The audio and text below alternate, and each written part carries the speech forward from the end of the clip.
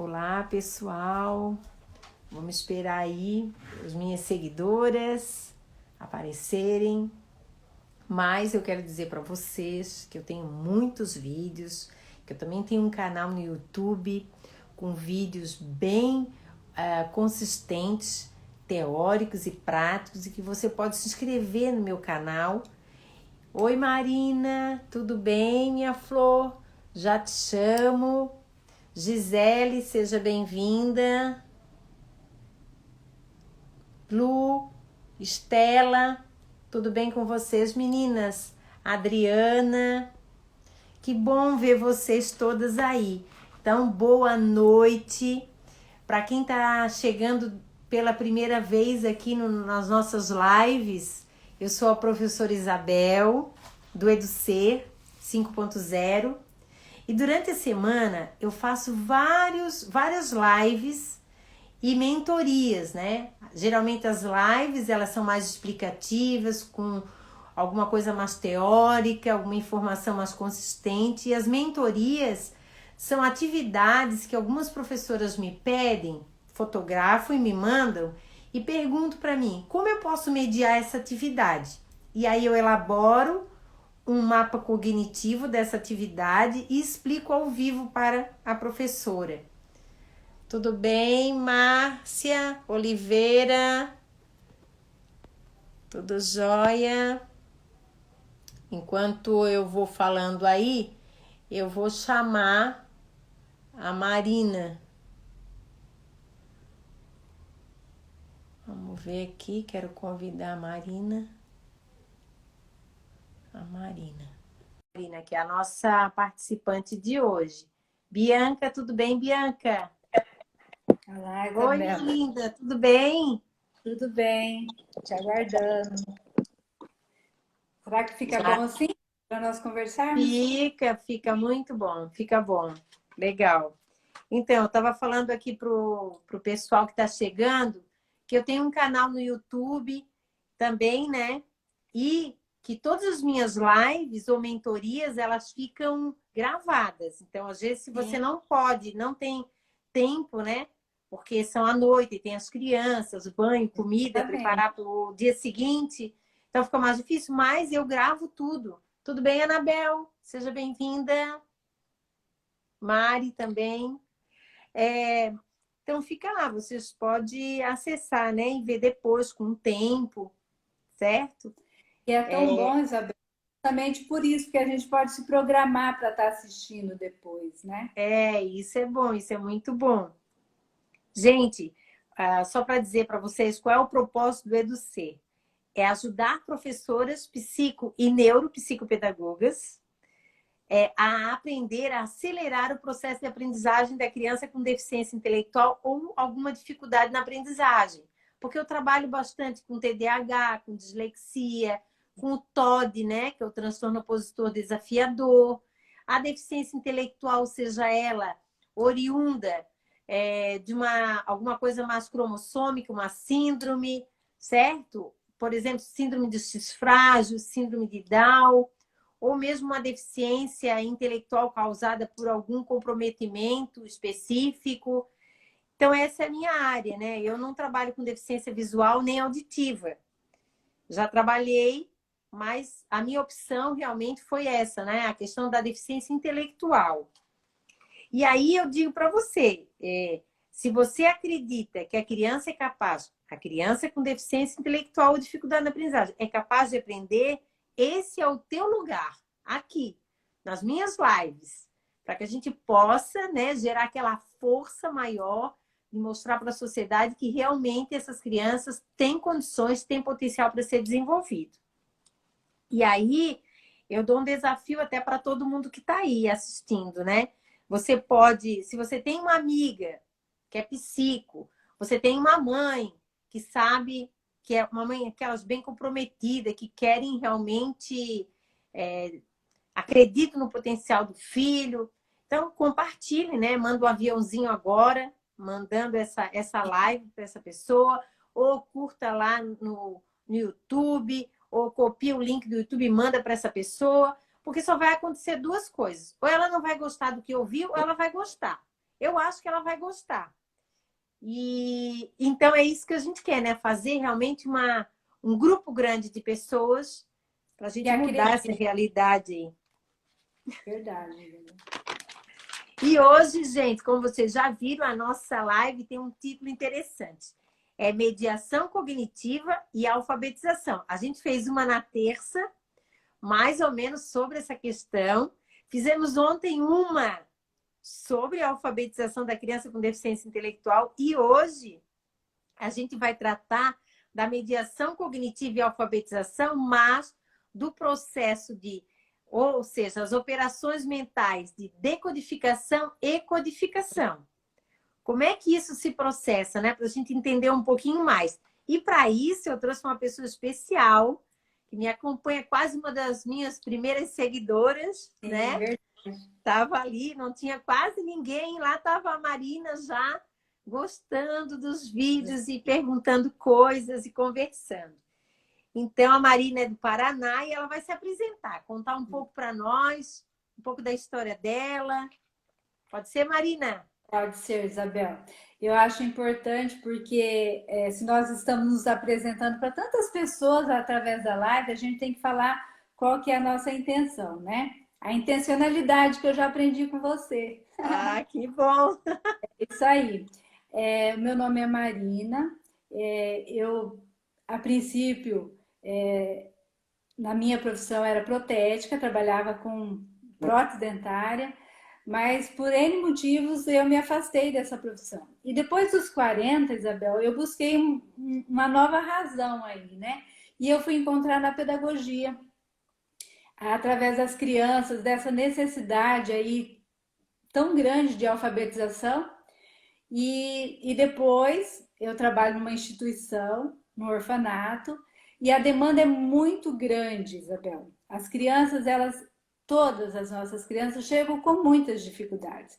Aí eu fui me aprimorar, eu fui fazer psicopedagogia, que era justamente para intervir naquela lacuna, né, da criança, onde ela não conseguiu.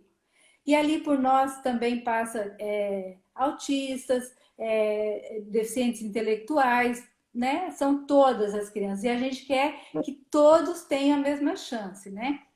Então, quando eu te encontrei no Instagram, eu vi a possibilidade de intervir de uma forma diferente de tudo que eu já tinha visto, inclusive na pós-graduação e tudo mais. Então, a partir dos seus questionamentos, eu vi que era por ali que eu ia conseguir chegar na demanda da minha criança. E eu já comecei a colocar isso em prática. Apesar de que eu estava afastada por motivos de doença, né? Eu fiz uma cirurgia, eu tive um aneurisma e também em uma das suas lives, eu prestei muita atenção, me identifiquei, até falei isso para você depois, com aquela professora que você conseguiu fazer com que ela voltasse às atividades dela, né? E então, assim, eu tinha muito medo de perder o meu cognitivo, corria esse risco, né? De também ficar com uma deficiência, né? Intelectual. Mas, graças a Deus, eu estou bem e eu vou, a partir de segunda-feira, eu volto para as minhas crianças, Bela. Que bom, né? Que maravilha. Então, pessoal, eu vou começar a conversar com vocês, um bate-papo também com a Marina, primeiro sobre alfabetização. Aí, a gente pode perguntar, o que é alfabetizar? Para algumas pessoas, a alfabetização está ligada a você saber ler e escrever. Até aí, tudo bem. Mas falta alguma coisa. É ler, escrever e interpretar o mundo. Então, é muito mais do que apenas ler, decodificar ou codificar os símbolos, certo? É muito mais do que isso. Então, o processo de alfabetização, ele envolve algumas operações mentais. Eu já falei nos meus vídeos várias, mas são 19. E aqui eu destaco no processo de alfabetização 3, até 4, mas 3 com muita atenção, que seria a primeira identificação. A criança que está num processo de alfabetização, ela tem que identificar as letras e os sons das letras. Porque uma coisa é a letra ter um nome. Por exemplo, o nome desta letra. Oh, vai parecer o contrário, né? Parece para vocês o contrário? Não. Sim, ao contrário. Tá, mas é o B, certo? B. Então, só que, como eu falo, o nome da letra é B, mas o som dessa letra é B. É diferente. Por isso que é o B, que é o nome da letra, mas o A não dá Bá, dá BA. Né? Exatamente. Isso a gente já conversamos um pouquinho. Então, ela tem que identificar essa relação que a letra tem um nome e um som, que são diferentes.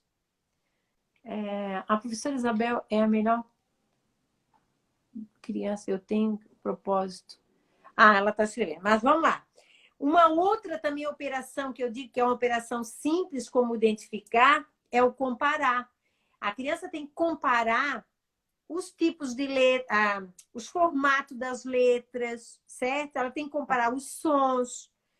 Então, é fácil desenvolver essa função cognitiva. Talvez uma mais complexa, que a gente chama, é a classificação. Mas se a criança aprende a identificar e a comparar, ela aprende a classificar, que é a classificação desses sons. Conforme o som estiver em algum lugar da palavra, ele vai ter um jeito diferente de pronunciar. E, além disso, as duas outras funções, que é o que nós vamos conversar aqui, é a decodificação e a codificação. São duas funções também, duas operações mentais importantes, porque quando você identifica, você exige da criança que ela veja que aquela letra tem uma propriedade. E isso a gente mostra tanto escrevendo quanto falando, né? Falando o nome e falando o som. Então, eu estava brincando agora à tarde com meu marido e falei para ele assim, então eu queria que você falasse faca, né? E com esse, não com o som, mas com o nome da letra. Uhum. Então, é F-A-A. É assim, então, não dá para decifrar. Então, exatamente. Se você ensina para a criança, vamos pegar o B, que é mais fácil, né?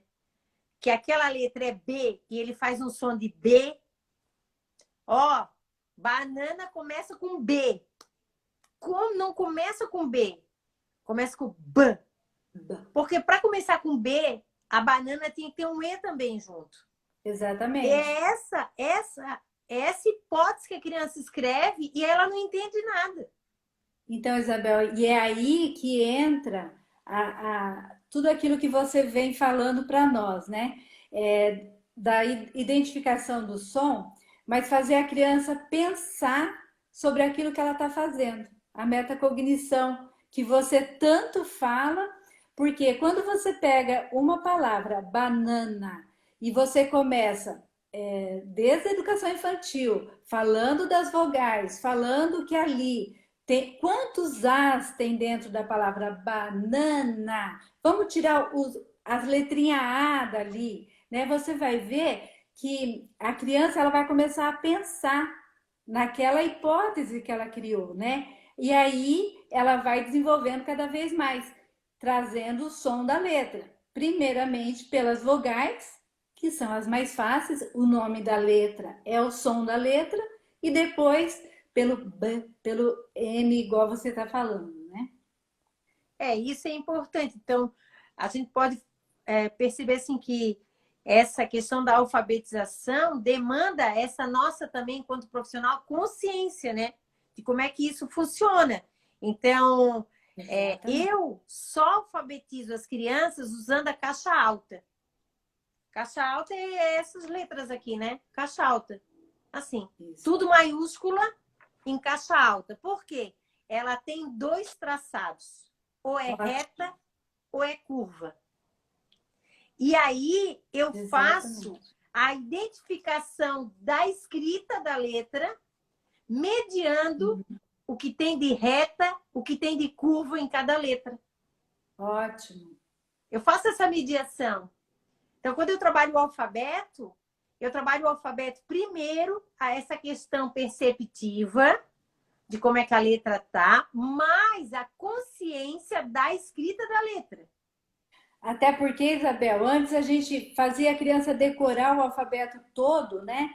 E hoje a gente já sabe, os estudos mostram que você tem que ir fracionando isso, né? Cada letra, você primeiro tem que ensinar todo o traçado dela, o som, como você está falando, o nome da letra, para a criança ela ir tendo essa consciência do alfabeto, não como um todo, mas como várias partes do alfabeto, né? Então,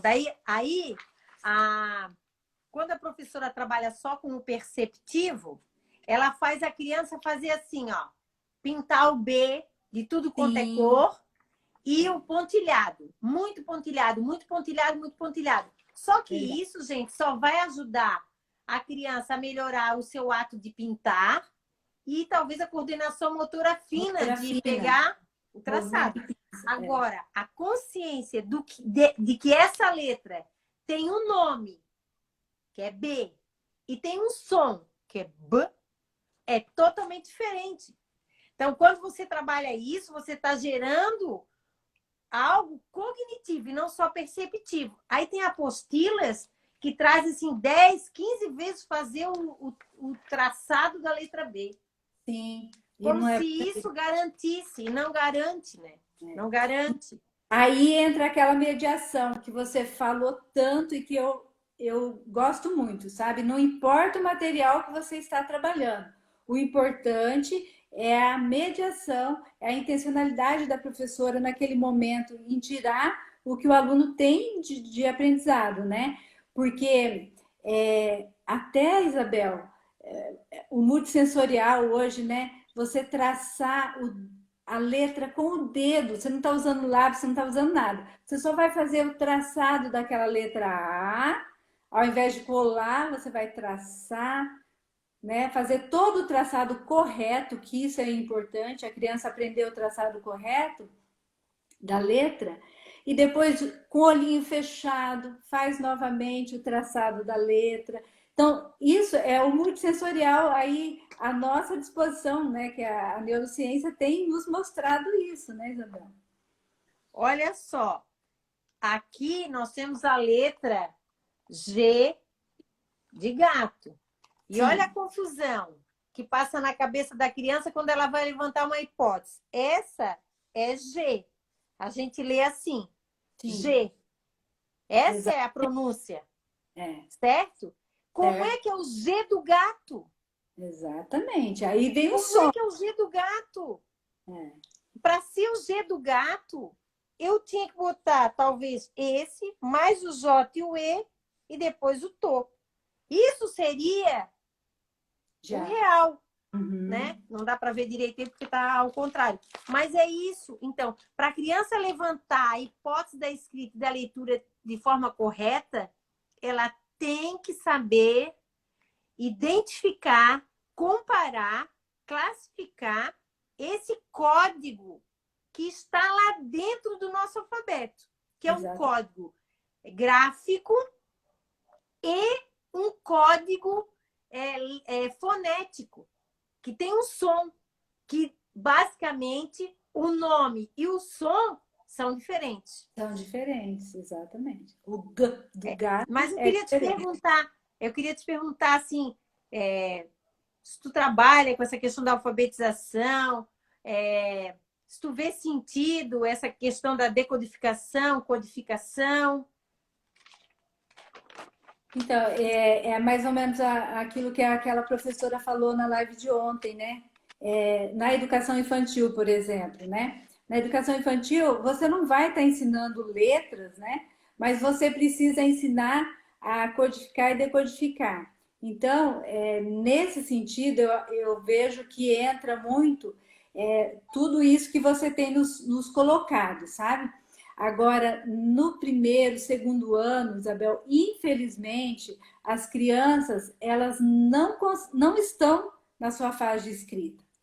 Porque vai passando de um ano para o outro. A criança não chega a ser alfabetizada, às vezes, até o terceiro ano. Isso é muito triste, sabe? Infelizmente, por não saber decodificar, porque a leitura, como a gente já vem falando, ela precede a escrita, né? E os professores, infelizmente, né, nós estamos ensinando a escrever, porque é só o copista, ele só copia. Lógico, daí a gente tem aquela criança com deficiência intelectual, copiadora de tudo. Tem a letra bem linda. E até Sim. tem mãe que fala isso, né? Até algumas pessoas, às vezes, mandam nos vídeos, alguns comentários, ou até mesmo no Instagram, dizem assim, minha filha tem 9 anos e copia todas as letras, mas não sabe escrever.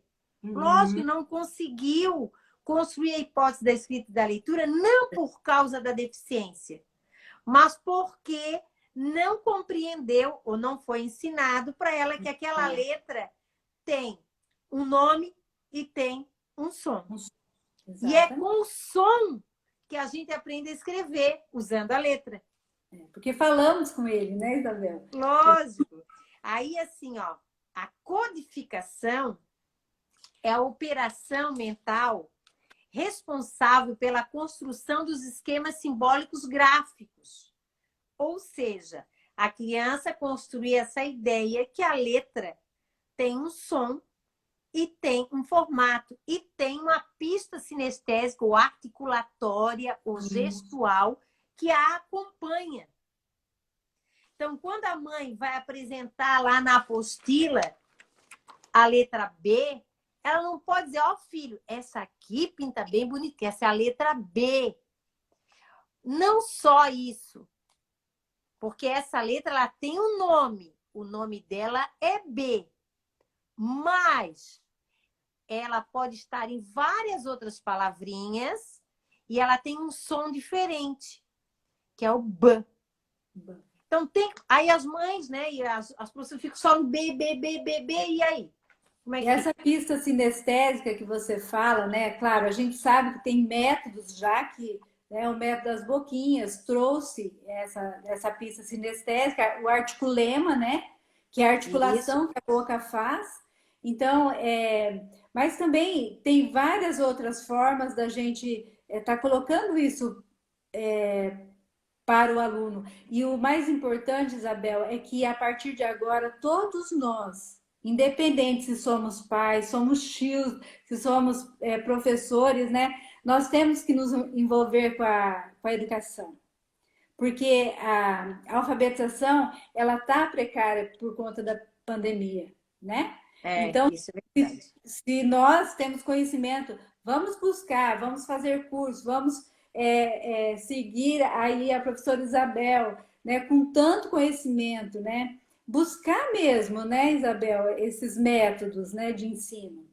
E aí, quando eu trabalho a operação mental de decodificação, o que acontece? Essa operação mental de decodificação ela é responsável para dar sentido a esse código linguístico, a esse esquema, a este alfabeto. E esse sentido a gente faz tanto na escrita quanto na fala, na leitura, né? Exatamente. Então, isso é importante. Então, a fala, as pessoas têm que compreender que a fala é algo natural quando você está num grupo de falantes. Sim. E se a criança tem o seu aparelho, né, articulatório, fonológico, tudo certinho, beleza. Então, é natural que ela vai aprender a falar. Sim. Agora, a escrita é algo intencional, a leitura também foi algo criado. E de forma, assim que eu chamo, arbitrária. Pegaram um símbolo e deram um som para aquele símbolo. Um nome e um som. Então, para a criança compreender isso é extremamente abstrato. Então, ela tem que participar desse momento. E aquilo que eu já falei na live de ontem, se o professor não acredita que a criança é capaz, ele não vai ensinar nada disso para a criança. Exatamente. Porque é muito abstrato, ele pensa que a criança não tem essa abstração. Mas ela só vai ter essa abstração se você mediar ela para isso. É. E aí começa lá na educação infantil, né, Começa Isabel? lá na educação infantil. Né? É. Ontem, não me lembro o nome dela, que ela falou da dificuldade que ela tem de entender a codificação e a decodificação, justamente por ser algo abstrato para ensinar, né? Por isso da prática. Então eu vou dar uma. Não sei se ela está aqui me vendo, mas assim, se eu fosse sintetizar uma palavra só, o que é codificação. Codificação. Codificação é a tua parte perceptiva, sabe? Que você olha, por exemplo, tu vê o alfabeto e ele tem um nome, né? Cada letra tem um nome. Sim. Você percebe e até escuta esse som desse nome. Agora, a decodificação é quando você tem uma compreensão interna do valor social que cada letra daquela carrega. O significado. Ou seja, as letras servem para escrever determinadas palavras. Uhum. E elas são agrupadas de acordo com aquilo que eu quero representar. Então, se Exatamente. eu quero representar uma caneta, eu tenho que usar algumas letras de lá, certo? Não pelo nome, mas pelo som. Exatamente. Então, é isso que eu tenho que fazer o meu aluno construir essa ideia. E como é que eu faço isso, Isabel? Você pode estar perguntando, você está falando. Não me diz. Mediando. Por que eu falo isso? Porque primeiro o profissional tem que ter consciência desse processo. Que não é fácil. Ele tem consciência, ele vai planejar agora, Ótimo. levando isso em consideração. Sim. Aí, até uma mãe perguntou agora para mim, eu preciso, para cada tarefa, construir um mapa cognitivo? Olha, para cada tarefa diferente, quando eu digo diferente, assim, por exemplo, uma tarefa pictográfica, uma tarefa gráfica, uma tarefa de escrita, ou uma tarefa mais palpável, né, mais concreta, aí faço um mapa cognitivo.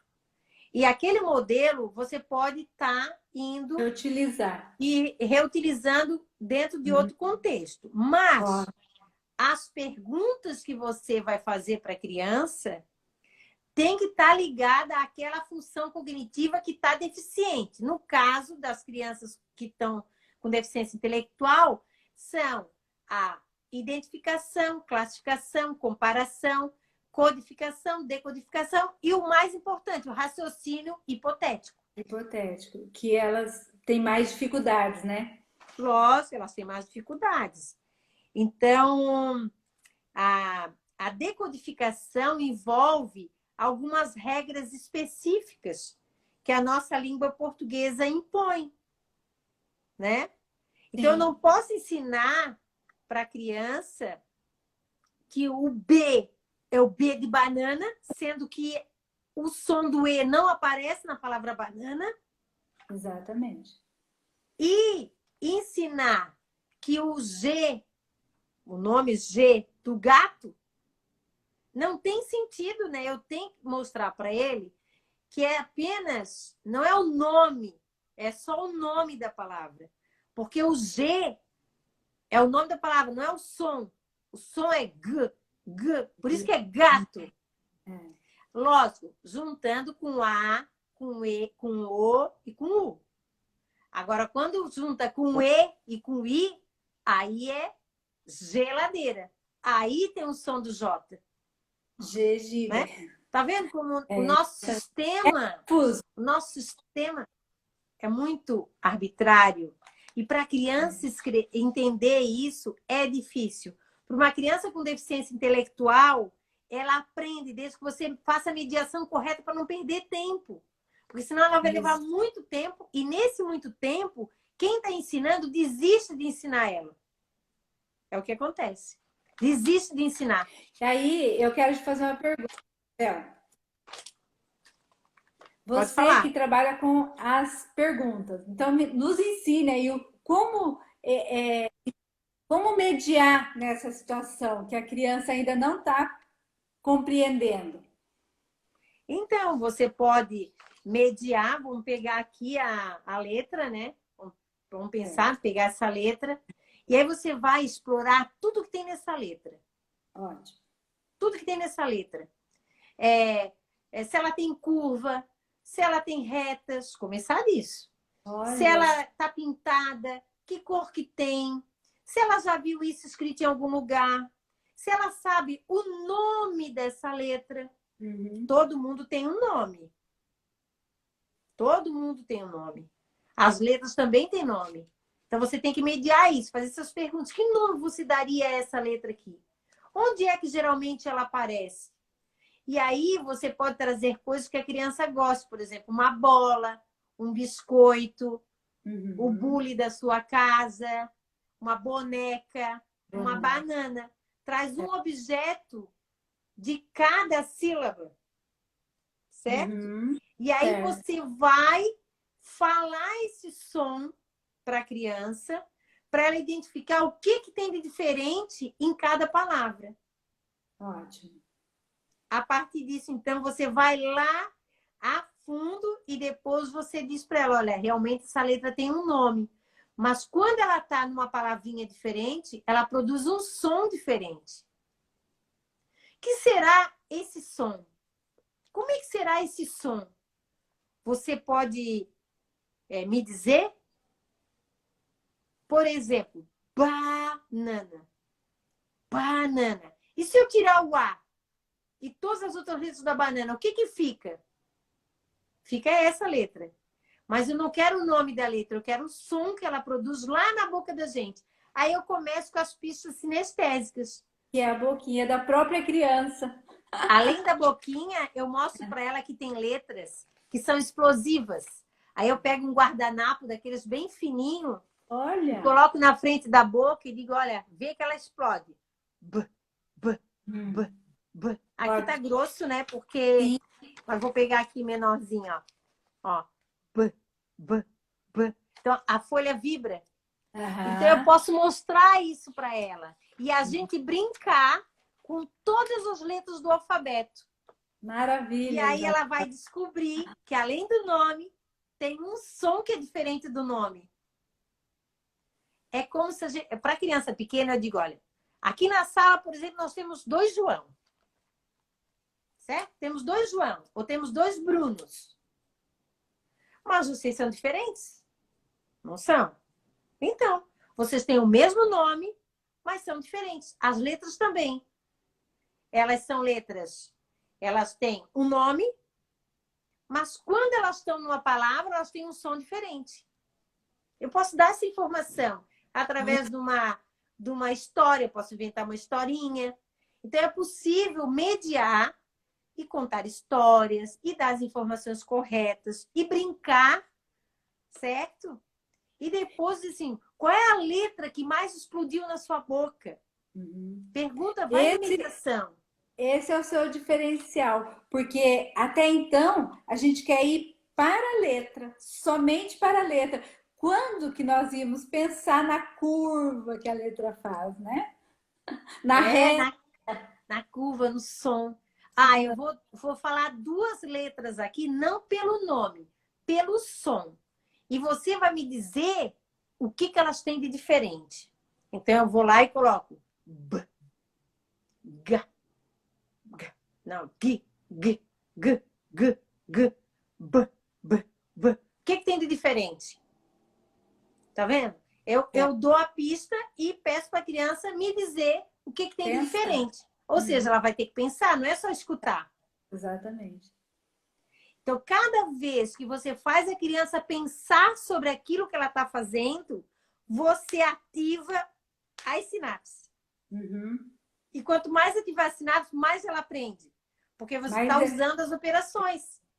Eu chamo, né? Eu brinco que o meu negócio é irritar as sinapses. Isso que eu gosto de ouvir. Eu aprendi muito com isso, Isabel. Porque tem sentido assim, para mim, né? A criança já sabe, ela já sabe que isso aqui tem um nome, que é o B. Inclusive, quando a gente lê o alfabeto, né? A, B, C, D. Agora, quando você diz para o seu filho que esse Sim. D, além do nome, tem um som, as sinapses não estão acostumadas a pensar no som. Aí vocês vão irritar elas. Ali é que acontece a aprendizagem nova. Verdade. Não é? E outra, Isabel, não é porque nós adultos, professores, pais, já passamos por esse processo que ele seja um processo fácil. Não é um processo fácil, é um dos processos mais difíceis para o ser humano, né? Muito difícil. Inclusive, você pode pegar... Você quer sentir o que a criança sente? É você pegar um texto, até assim, em japonês, que é bem Sim. diferente, né? As letras, a grafia. E você, então, dizer assim, ó, lê. Me diz que palavra está escrita aí. Não vou saber, não. Aquela sensação é a sensação que a criança sente quando ela se depara com o nosso alfabeto. E aí, se ela começa a levantar as hipóteses da escrita e da leitura, e ela diz, ah, mãe, então, casar. Casar. Então, é igual o nome da mãe, Isa. É igual? E eu vou falar que não, né?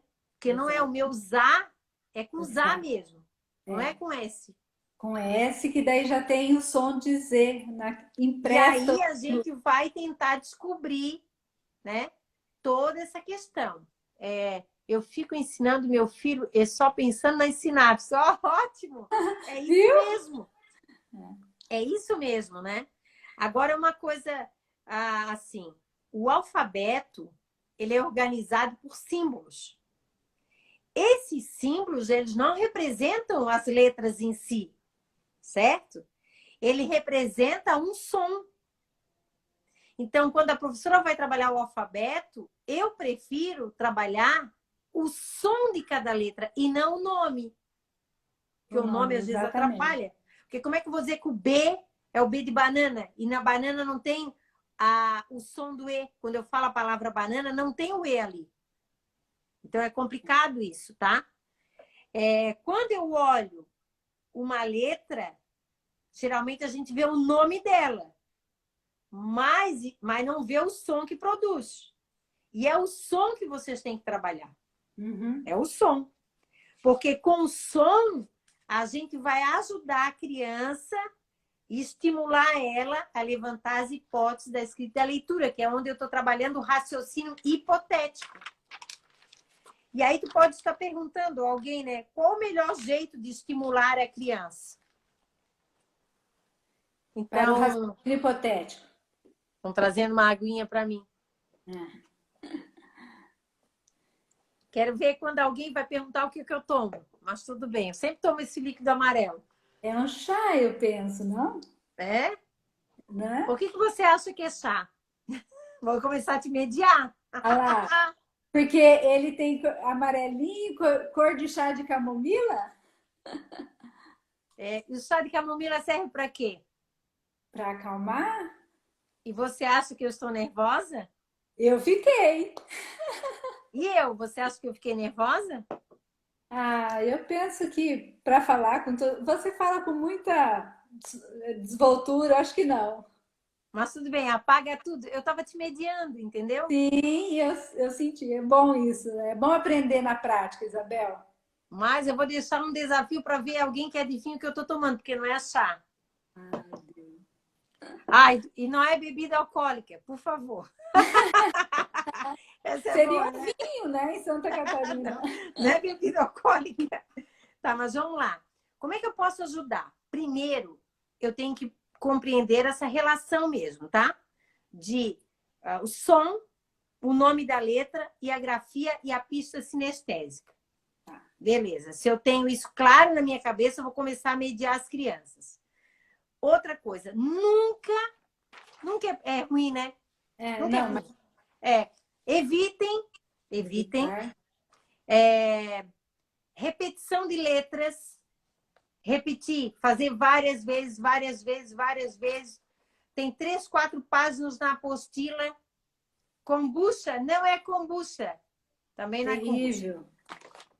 repetir várias vezes aquelas letras, não vai garantir. Agora, você levantar hipóteses, filho, o que você acha que é isso aqui? O que você acha que tem para se fazer nessa, né? Até fazer o pontilhado. O que você acha que é importante para você fazer essa atividade? Aí a atividade ganha sentido, mesmo sendo pontilhado. Eu não estou dizendo que não é para fazer pontilhado. Tem que fazer um pontilhado mediado. Porque daí vale a pena. Se não, não vale a pena. Qualquer atividade, seja de pintura, ou seja de pontilhado, ou seja desta forma. De ligar. Certo? Porque daí você vai estar trabalhando somente o perceptivo. E o perceptivo não vai garantir o processo de alfabetização. E aí vai chegar um ponto, sabe, Marina? Eu tenho... até a gente teve agora o atendimento de uma criança, ela está cansada. Ela tem 6 anos e ela não consegue olhar para a apostila. Ela odeia a apostila. Ela tem síndrome de Down e ela odeia a apostila. Certo. Por quê? A mãe obriga ela a fazer a apostila. Aham. Porque tem que fazer, tem que chegar até o final. Mas o final não vai garantir que ele se alfabetize. Mas isso que eu quero deixar claro para vocês. Aí a escola exige da mãe, a mãe força o filho e daí todo o processo acaba não tendo o efeito, né? Que é preciso. Exatamente. Né? Então, assim, ó. Quero ver que eu vou botar aqui para vocês. Então, o que é preciso para a gente, tá? Imagine que eu vou falar o meu nome para vocês agora. I-Z-A-B-E-L. O nome das letras do meu nome não representa o meu nome. Exatamente. Sabe? Então, assim, eu saber codificar, eu saber o nome dessas letras é importante. Não vou dizer que não é importante. É importante para eu soletrar, por exemplo. Para eu soletrar. Uhum. Agora, a pronúncia do meu nome, aí eu preciso dessa decodificação, dessa relação entre o som, a letra, a pista sinestésica. Eu tenho que juntar tudo isso e isso ter um sentido social. Alguém está dizendo que as famílias precisam de uma orientação. Realmente, as famílias precisam de uma orientação, porque às vezes as mães não são pedagogas, não são psicopedagogas, e elas têm a maior vontade que o filho aprenda. É verdade, Isabel. Então, eu digo que as mães fazem um esforço danado, mas às vezes não fazem o que tem para ser feito, porque não sabem. Né? Mas isso também, algumas professoras também não sabem como fazer. E aí fica mais complicado ainda. Agora, qual é a ideia de hoje? Que tudo que você faça para a criança, você faça fazendo as perguntas certas. Por isso que eu digo que vocês têm que aprender a mediar. Vocês têm que aprender a mediar, porque aprendendo a mediar, você vai estar fazendo uma pergunta sabendo que aquela pergunta vai atingir diretamente uma operação cognitiva, uma operação mental. E vai estar trabalhando uma função cognitiva, que são 28 funções cognitivas. Ou seja, o nosso cérebro ele tem 28 funções cognitivas, que são arrumadas, certo? Quando a gente utiliza as operações mentais. Então, se a gente não utiliza as operações mentais, as nossas funções cognitivas ficam deficientes. Que é isso que acontece com a criança com deficiência intelectual. Eu não quero dizer que ela não tem um atraso. Ela tem um atraso, sim, está comprovado, né? Mas essa condição não é o que vai determinar se ela vai aprender ou não. E sim o estímulo, né? A mediação que ela receber. Isso que é importante. Isso que vai valer a pena e vai fazer a diferença. Porque, às vezes, você pode ver assim, pô, meu filho é síndrome de Down, tem 13 anos, não se alfabetizou. E o da vizinha tem 11 e já sabe ler. Tem 8 e já sabe ler. O que aconteceu de diferente? Ah, não, o meu é mais doentinho. Não tem essa, né? A gente sabe, tem algumas comorbidades, mas não é isso. Sim. É a qualidade da interação, é o acreditar que aquela criança é capaz e a oportunidade dela vivenciar as mesmas coisas que as outras crianças. Isso é muito importante, Isabel, porque independente da situação, você acreditar. Às vezes, Isabel, eu fico com uma criança 15 dias numa sala de recurso, certo? 15 dias, ou às vezes eu fico 3 meses, ou às vezes eu fico um ano, né? Mas se eu tenho 15 dias, naqueles 15 dias eu tenho que fazer valer a pena, né? Porque às vezes é a única intervenção, a mediação que ela vai receber vai ser naquele momento, né? Por isso que eu gostei, e eu sempre falei para você assim, nesse sentido, como ajudar os pais em casa nessa pandemia, porque a procura dos pais em como ajudar seus filhos, eles não sabem. Então, esse tipo de live, esse tipo de programa que você, através de mediação, você vai conseguir ajudar o filho, o aluno, nossa, é um ganho para toda a sociedade, num momento como hoje, né? Num momento como nós estamos. Lógico. E a gente sabe, as famílias querem isso, só que elas também não sabem fazer. E essa prática é importante, né? Você, na mediação, você tem ensinado uma prática para nós. Eu acho que essa prática, todos nós somos carentes dela, sabe? De como intervir rapidamente, porque e na prática você consegue fazer acontecer com o aluno, né? Independente, você fala que a criança com deficiência intelectual, ela tem o tempo dela de aprendizado, né? Não vai, às vezes não vai ser tão rápido, mas ela vai aprender. Basta você acreditar nela. E isso para mim foi uma fala assim maravilhosa, né? Tô levando É, para a vida, Isabel. na década de 90, eu conheci a mediação cognitiva. E Uhum, aí, nessa época, eu trabalhava numa PAI e lá eu só tinha os meus, que eu chamava PCzão, né? Os uhum. paralisados cerebrais, que já eram adolescentes ou adultos. E aí, assim, o que você vai desenvolver nessas pessoas? Mesmo assim, eu acreditava nisso. Eu acreditava nesse potencial desse sujeito. E eu investia para isso, para ele se tornar o mais independente possível. Então, eu conto sempre um fato, que eu tinha um menino de 16 anos, um adolescente, né, de 16 anos, que era bem fortão. E eu sempre fui muito magrinha. Então, eu tinha que tirar ele da cadeira de roda, botar no chão para fazer a troca, ou botar ele próximo da escovação de dente, eu tinha que escovar o dente dele, Sim. totalmente dependente. E aí teve um dia que eu falei só, falei bem assim, né? Ó, cara, tu tem 16 anos, cara. Quer escovar teu dente? Sai dessa cadeira. A escova tá aqui na pia, porque era bem pertinho, né? A escova tá aqui na pia e você se vira, porque eu sei que você gosta de comer pasta de dente, então você vem aqui na pia e vai se virar. O primeiro dia ele não foi, no segundo ele foi sozinho, É, entendeu? E ali eu disse, então ele tem um entendimento legal e eu vou mediar. E comecei a mediar. Então, exatamente. isso é importante. Você vai ter que encontrar em cada criança, por mais comprometida que ela se apresente, uma luz no fim do túnel. É algo que ela goste, é algo que ela já sabe fazer, é As um funções olhar, executivas, né, Isabel, no dia a dia, né? Tudo pode virar uma mediação, né? tudo. Por exemplo, as crianças com... amanhecer, meu filho não sabe matemática, está com dificuldade, tem síndrome de Down, não sabe matemática. Gente, manda ele botar a mesa para o café. Sim. Ó, pegue 5 xícaras, porque aqui em casa nós somos 5 pessoas.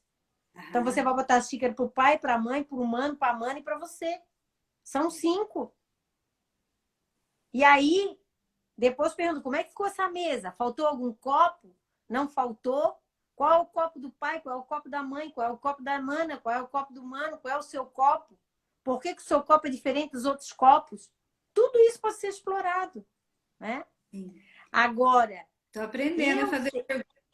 eu tenho clareza E quando eu faço uma pergunta dessa, eu sei qual é a operação mental que eu quero arrumar. Entendeu? Uhum. Por isso, eu vou fazer até semana que vem, no mês de maio, eu vou fazer no finalzinho do mês de maio uma live só sobre as funções cognitivas deficientes. Tá. Para você ver como essa função é deficiente, ter consciência dela e ter consciência dela e saber que ela pode ser arrumada, que ela pode ser consertada. Sim. E isso não sou eu, não é doideira da minha cabeça. A neurociência explica exatamente isso. Só que tem um detalhe, Isabel, a neurociência ela é complexa e você está fazendo com que nós possamos entender tudo isso, né? Porque às vezes você vai estudar, você vai ler, mas você não vai conseguir trazer para a prática pedagógica. E você está fazendo isso com a neurociência conosco, sabe? Então eu tenho certeza que não só eu, mas muitas professoras estão conseguindo assim aprender bastante, tá? Que bom, que bom. Essa é a ideia mesmo, né? Que a gente consiga mostrar para outros pais, outras professoras, que nem professora está muito angustiada, sabe? Por exemplo, agora, com o decorrer da pandemia, quantas crianças vão começar a receber o diagnóstico de deficiente? Bastante. Quantas? E não tem nada de deficiência. É verdade. Hoje, inclusive, atendi uma mãe e que a menina está no processo de alfabetização, ela às vezes vai no neurologista, porque não sei o quê, não sei o quê. Eu tive uma reunião, eu falei, tá, mas como é que você faz? Ela assim, não, eu estou tentando alfabetizar ele em casa.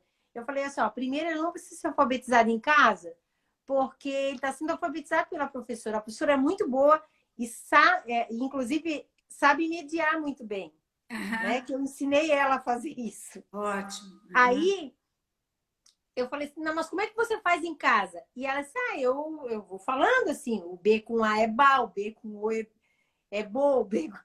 Aí eu botei no quadro, que eu tenho um quadro na minha sala, assim, ó, olha o que você está ensinando para o seu filho. E expliquei exatamente o que eu estou falando aqui para vocês hoje. Ela assim, meu Deus, que confusão. Sim. Eu falei, pois é. Olha a confusão que você está fazendo na cabeça do seu filho. Seu filho não tem nada. Ele está sendo pressionado por você. Então, tenha paciência. E como eu sou terapeuta, eu receitei um floral para a mãe. Ah, porque no caso é a mãe que precisa de ajuda. Para você aí, ó. Sabe? Para não ficar estressada com ele. Então, isso é importante saber. No começo, assim, eu me desesperava bastante, sabe? Mas eu acho que isso mexe com as nossas sinapses também, para que nós possamos ir buscar conhecimento, né? E ter essa inquietação em aprender para ensinar da melhor forma, né, Isabel? Eu sou apaixonada pela educação hoje, né? Principalmente dessas crianças que não têm a oportunidade de aprender, sabe? Porque tem, graças a Deus, né? Muitas têm a família do lado, tem ali, né, o estímulo desde a educação infantil, mas muitos não têm. E tanto as crianças com deficiência, quanto aqueles que estão em vulnerabilidade social, é o nosso foco hoje. Elas precisam ir para o meio, né? Agora eu vou falar para vocês que estão me assistindo um efeito cascata da mediação. Quando você aprende a mediar, e você está mediando a criança, você acaba se mediando também. Também. Por causa dos neurônios de espelho. A Sim. pergunta que você faz para a criança, o teu cérebro faz para você mesma. Entendeu? Então, o seu cognitivo também vai se ampliando. E é engraçado porque para eu fazer essa live aqui com vocês, porque assim, eu não entendo nada de informática, de internet, nada, né? E aí eu resolvi fazer. Então, eu tenho uma pequena equipe que está sempre aqui comigo e monto o celular, e põe os tripé e faz tudo, né? E que me dão suporte. E aí, às vezes, eles falam, nós temos que fazer tal coisa. Aí eu digo assim, pois é, nem pensei nisso. Daí eles sabem o que eles dizem para mim? Irrita as tuas sinapses. Exato. Vai encontrar um jeito. Vai irritar as tuas sinapses. Porque é esse, né? Até eles já sabem o processo, né? Já sabem. E hoje, tanto ouvir, né, Isabel? Quando eu falei para o meu marido, olha, hoje eu vou explicar isso, tal, e vê se isso não tem sentido. Ele começou a falar o som das letras e falou assim, meu Deus, por isso a dificuldade em se alfabetizar, né? Porque realmente é difícil. É difícil, Gente, né? Marina, mas assim, ó, espero que você tenha gostado, Amei. tenha clareado um pouco mais. Muito. Os próximos vídeos, a gente vai tratar especificamente de elaboração de mapas cognitivos, Ai, de que como bom. elaborar os mapas, como usar alguma operação cognitiva, alguma função, certo? E eu vou mediar. Aí eu vou botar aquelas imagens e fazer as mediações para vocês. Que eu acho que vai ser bem bom. E quem não baixou ainda, o meu bloco lógico está perdendo, porque dia 30 de maio eu vou tirar ele de cena. Eu Quem já pegar, baixei pegou. eu. Ah, já? Já. Que bom. Quem pegar, pegou. Mas é isso, está lá. Então é isso. Espero que vocês tenham gostado. Alguém quer fazer alguma pergunta? Ainda temos 5 minutinhos. Eu amei a interação enquanto alguém coloca aí, né? E sempre é muito bom. Nossa, Isabel, sempre acompanhei desde o começo, né?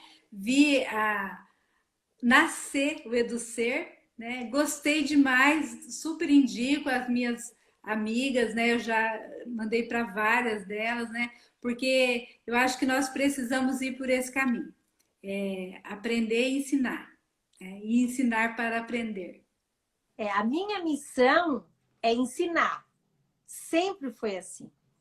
E aí eu vou contar uma coisa para vocês. Não sei se eu já contei isso, né? Eu fiz magistério. E na minha escola tinha magistério, enfermagem e administração. E como meu pai já era enfermeiro, eu queria enfermagem.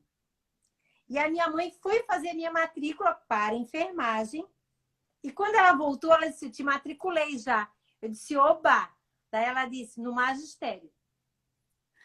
Porque, aí ela voltou assim, porque eu sempre quis dar aula e não pude ser professora. Então, você vai ser professora. E aí, aquilo foi um choque para mim, né? Só que lá eu encontrei a minha missão. Eu adoro ensinar, seja na educação infantil, nos anos iniciais ou no ensino superior. Eu adoro ensinar. É gratificante, né, Isabel? Eu também já tenho alunas que estão no ensino de docência já, sabe? Então estão no caminho, né? É isso aí, né? Que a gente consiga inspirar outras pessoas. E quando eu não estiver ao vivo com você, eu vou assistir de madrugada, porque eu durmo tarde e às vezes 1 da manhã eu estou assistindo lá a live que passou às 8. Que bom, mas tudo bem. É isso aí, a gente vai... a gente vai construindo uma rotina a partir da disponibilidade que a gente tem. Sim. Mas, assim, se você tiver qualquer dúvida, escreve lá. Eu tento responder, né? Eu respondo. Essa semana até respondi poucas, porque eu tive uma demanda extra da universidade, com muita coisa. Quando será a próxima live? Olha, a próxima live é terça-feira. Terça. E vai ser uma live que eu vou trabalhar, vai ser muito bom, porque eu vou trabalhar alguma coisa da educação infantil. Ai, ótimo. Tá? É mediar a questão das brincadeiras. E aí não é um jogo. Eu vou tentar trazer uma brincadeira, tipo aquelas brincadeiras que tinha, tipo, gato e rato, passa-anel, sabe as brincadeiras de roda? Elas podem ser mediadas. Eu acho que eu vou trazer isso para vocês na educação infantil. Muito tá? Bom. E na quarta tem outra e na quinta também vai ter outra. Terça, quarta e quinta você faz, né? Todas as terças, quartas e quintas, às 20 horas, eu faço live. Tá bom. Estaremos juntos. Espero que vocês tenham gostado. Um beijo grande. Beijo. Marina, gratidão, gratidão. Vamos fazer muitas lives juntas, eu e você. Que bom, eu também espero. Deus abençoe. Traz um caso de uma criança que não aprende e a gente conversa aqui junto. Tá bom? Vamos ajudar. Gente, gratidão. Um beijo para vocês. Tchau.